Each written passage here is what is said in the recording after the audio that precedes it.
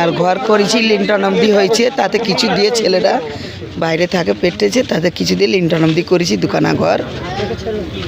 আর ওই 60,000 টাকা থেকে নিয়ে 15,000 টাকা নিয়েছে। না দেয়নি, না 60,000ই পেয়েছি। মনে হচ্ছে পাবেন, এখন তো শাসক দল নেই। এবার কী হবে না তোমারাই জানা। আমরা তো সাংবাদিক, আমরা তো প্রতিবেদন তুলে ধরবো, আপনারা বলুন কী হবে আমরা তো বলতে পারবো না। টাকাটা কে নিয়েছে? টাকাটা ওই কালোরাই নিয়েছে। ওনার কি চাইছেন? শাস্তি চাইছেন? যে এত মানুষ অভিযোগ করছে যে ওনারা টাকা নিয়েছে, প্রত্যেকটা মানুষের থেকে, কারোর থেকে 20,000, কারোর থেকে 10, কারোর থেকে 15, এরকম অভিযোগ আছে। ওনাদের কি চাইছেন?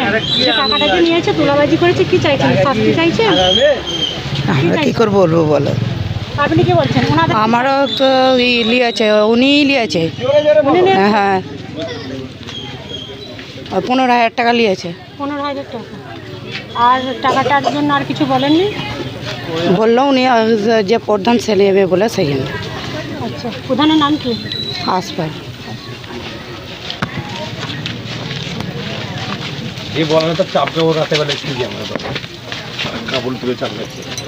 আপনার কি অভিযোগ আছে? আমরা 60,000 টাকা পেয়েছি, 5,000 টাকা নিয়েছে খালি। কে নিয়েছে? আমাদের পাড়ার যে কজন ছিল। কেন নিয়েছে সেটা জিজ্ঞাসা করেননি যে কেন নিয়েছে? মিষ্টি খাবার লেগে। মিষ্টি খাওয়ার জন্য? হ্যাঁ, বলছে ওটা আমরা মিষ্টি খাবো।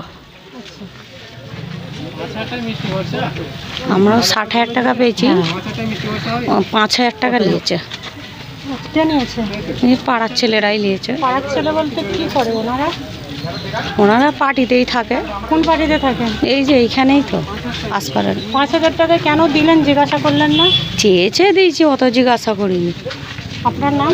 খুরশিদা বেগম।